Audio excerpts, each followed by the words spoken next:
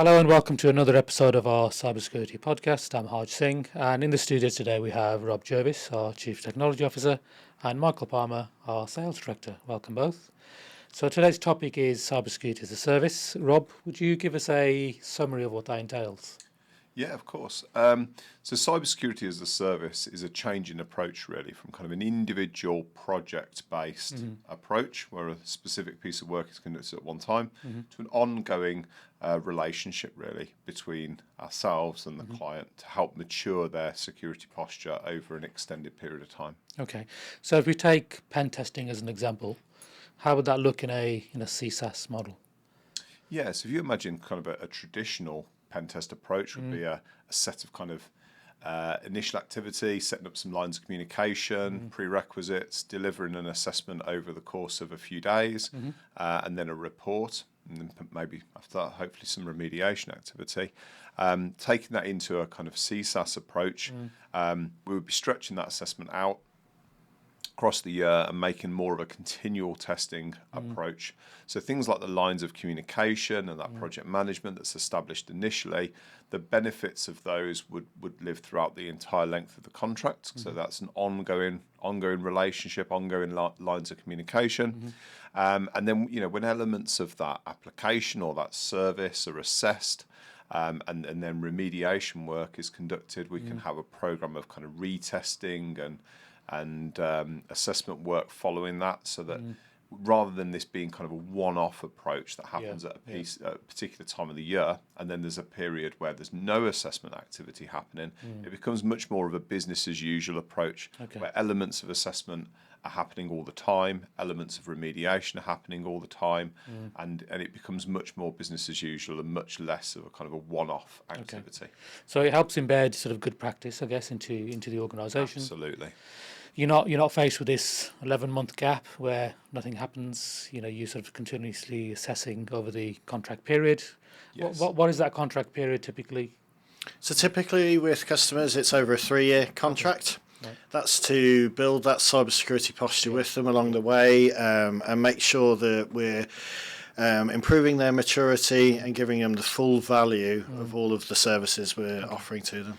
And I guess I mentioned pen testing, but you can include any service in a CSaaS model, can you? Yeah, definitely. Yeah, for sure. So that can range from monthly scanning, vulnerability assessments, all the way up to a red team assessment, for which, as part of the service, it can be individual red team assessments that are sort of given a time window for the customer, but then we look at the rules of engagement for that window. Yeah. Or that rules of engagement can be established in the scoping phase at the start of the contract, and then we can do those red team assessments during the whole window, and the customer might not necessarily know those red team assessments are going to occur. Okay. So we did record a podcast on red team, but just to summarise for our listeners, Rob, perhaps you can take this one. So difference between a red team and a pen test, how would you? Yeah, of course. So when we're looking at pen test, we're looking at testing a particular system or service, and we're performing kind of a technical assessment against that system to identify where are the vulnerabilities with that platform and can those be exploited. That's very specific in terms of its scope. Yeah. With a red team assessment, what we're really looking to do is to measure the organisation's sort of defence and their ability to detect and respond to a simulated attack. Okay. So we'll perform an assessment, and we're looking to identify, can they detect that? Is it successful? How are they going to respond to that? And it's a much more organisation response-based assessment than a pen test, which is much more of a test a system for specific problems-based assessment. Okay. And when you say simulated, Rob, which part of the red team exercise are we simulating here? So it's a real attack, I guess, isn't it? It's not. It is a real attack, yeah. So so in the scoping stage, we're identifying, what are the key concerns, and that might include identifying particular threat actor groups or particular attack types that are pertinent to that organisation. So we'll simulate that group Okay. and the techniques that they may use, but the actual techniques that are used and the attack chains and the exploitation is all really happening. So that's all real world scenario. We're going through the process, exploiting systems or weaknesses in that organization, and then reporting on that. So that is a genuine activity. Really, what when we refer to simulation, it's because we're not the actual threat actor. We're taking their place. Okay. So red team in a CSaaS model. So how does that work? What does that look like? So it starts with the onboarding phase. So as part of CSaaS, we have a discovery phase, a planning phase, then execute, and then mature. Okay. And so in that discovery phase, we will work with the customer through workshops or Teams meetings or anything, information gathering to establish the scope. That might include those red team assessments throughout, and that is typically for the more mature organisations in terms of cybersecurity posture. Okay, so that red team exercise combined with other, we're not replacing red team with a pen test, are we saying it's a complementary service? Because you still need, I guess, the other services. Yeah. So each of those services has its own benefits, and they're each used for different purposes. They're measuring different things, so different approaches are taken, and the value of each of those services, whether that's vulnerability assessment, whether it's a penetration test, whether it's a red team, whether it's a phishing assessment, or any other type of assessment that we offer. There's very distinct reasons why you would do one of those assessments, and there's very distinct benefits to those. One doesn't necessarily replace the other. So with cybersecurity as a service, what we're looking to do is blend a mixture of those services from that portfolio together into a service that's suitable for that particular organisation. So if they've got a 36-month cybersecurity strategy, they can then pair the right cybersecurity as a service mix to that strategy, and we obviously work with them to do that. And that supports the delivery of that strategy then for that business, and it provides them with a way of measuring their success as well. And how do we measure the performance of a service over a three-year period? I guess there's touch points, there's meetings, review meetings, and so on. Absolutely. So typically with clients, we'll have quarterly service delivery review meetings where it'll be your dedicated account manager and representatives from Rob's team that are appropriate, that then work through lessons learned, what's worked well, what hasn't, all that type of thing to continue maturing the service. Then there's a full comprehensive annual review as well, where it's that more in-depth look at how can we basically, where was the strategy, where did we get to, what did good look like, what does it now look like, and we can support organisations along the way with their cyber strategy as well, with our information assurance team if needed. And those information assurance services, so things like NISTs and other related services, can you build those into the CSaaS? Absolutely. So that's all part of the CSaaS contract in the discovery phase. It may be established that NIST is a good baseline to work from for an organisation, or there might be aspirations to get to an accreditation like ISO 27001, and we can support that journey through our activities in the CSaaS, or there might be best practices like NCSC CAF in certain sectors. Okay. And in terms of technical deliverables, and Rob, so what would a client get? Yeah, so for all of our assessments across our portfolio of services, they'll always get a detailed report. So that report starts off with, for technical services, starts off with an executive summary, which kind of gives you that overview. Then it will walk through any exploitation that's happened as part of that assessment. So it's like a step-by-step breakdown. This is exactly what's happened, how things have unfolded. And then we'll detail all of the issues as well. So every issue will be documented with severities, descriptions, recommendations, any supporting technical information, affected systems, that kind of thing. Yeah. And then in addition to that report, we also provide a remediation plan as well. And then they're both provided sort of securely through an encrypted route to the customer. In terms of like the delivery frequency, very much depends on that blend of services. So some customers receive their deliverables on a monthly basis. Some people it might be weekly. So we really just depend on what they need. And for a red team exercise or red team built into a CSaaS model, what do the deliverables look like for that? Yeah, so that technical report would still be present. Obviously, we get that executive summary there to start with, and then we're really working through that attack chain. So what was the goal of that particular assessment? That will be clearly documented in there. What are we trying to achieve? Then what steps have we taken at each phase of the project to try and achieve that goal?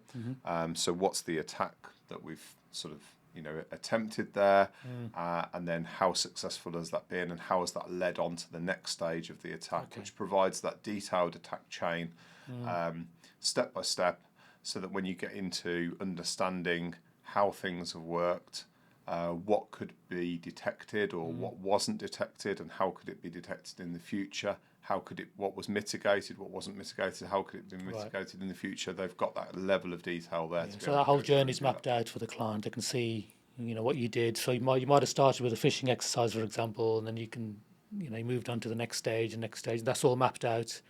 Yeah, it's all sort of transparent to the client. You tell them. Yeah, exactly so every stage of that attack chain will be documented in there, and you'll be able to see from the point that we start all the way through to achieving that goal, exactly how that's happened, and what's occurred along the way. Yeah, so sort of pen test type activity can be quite obstructive potentially to a client, especially if you've got live networks and live systems, business critical systems. Then you throw in red team into the mix, and you've got this over a 3-year period. So how do you provide assurance to the client that these services aren't going to negatively impact their ability to operate, to do business? Yeah, that's a really good question. I think what it's really important to remember is that our team deliver these assessments every single day, and that most customers, or a lot of customers, don't have true representative test development systems. So a lot of assessments end up being conducted against live platforms. So our team deliver these all the time, and we've got a whole range of risk reduction strategies that we use to try and ensure that those, whilst there's always an inherent risk of disruption, that we try and minimise that as much as physically possible. Okay. And there's a challenge we often come across, which is, so these reports that the clients get, especially the technical ones, they can be quite, they can be received in different ways by different stakeholders. So a technical team might find them, quite threatening. You're exposing vulnerabilities or security holes or weaknesses, which the technical teams could, feel like they should have fixed those issues, and then you've exposed these issues. So there could be this us and them situation. Does that make sense? So how do we manage that challenge? It does. I think a lot of that is communication and relationship.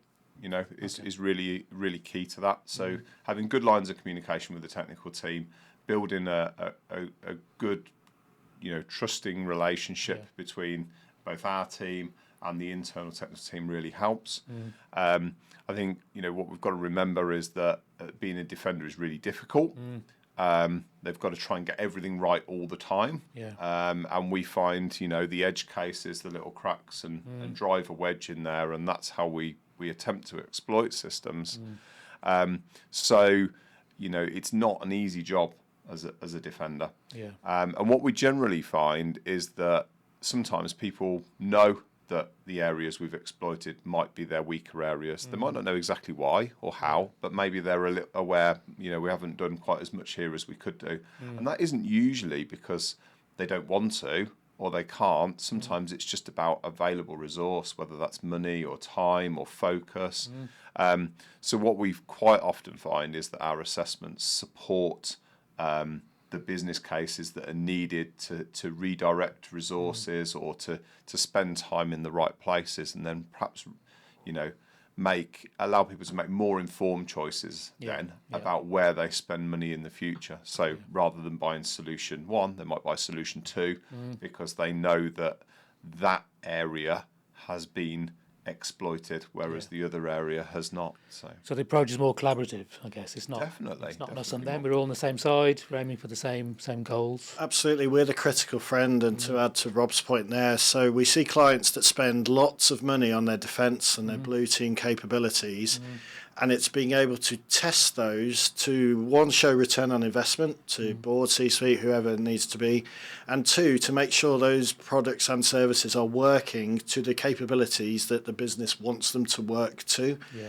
And that is where the offensive strategy coming in really benefits the customer. Yeah. So in terms of access to resources and skill sets, so if you're doing a one-off pen test, I guess you've got a framework to work in, your timescale to work in. But if you have a CSaaS environment, you're there, operating within that 3-year period. There's more opportunity to build relationships, and in that period, I guess the clients have got access to your team firstly for the point of contact, and your team, Rob, for technical expertise.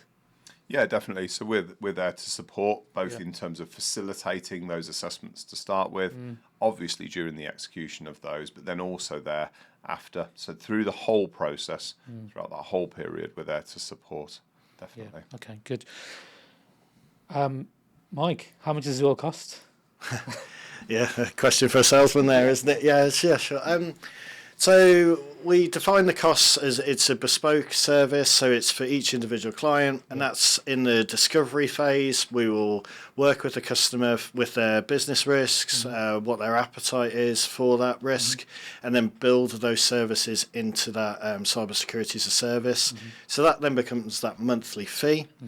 During the contract period, there's a change control procedure as well. We know customers' environments change. We know people change. We know a company can look a lot different from the start of a contract to 3 years down the line. So that change control procedure can be acted within, which will potentially change the costs through changing the scope and changing the activities, but it's giving that flexibility to the customer to sort of turn on more activities, maybe turn off some, and it's all about working together in that collaboration. So the client can make changes to the scope. Absolutely. They can, take services away, add services. Yeah. Okay. The whole idea of that monthly subscription is to give that true value as us as an extension of your team from that offensive capability. Excellent. Thank you both. That was a really insightful introduction to cybersecurity as a service. And thank you for listening. See you on the next one.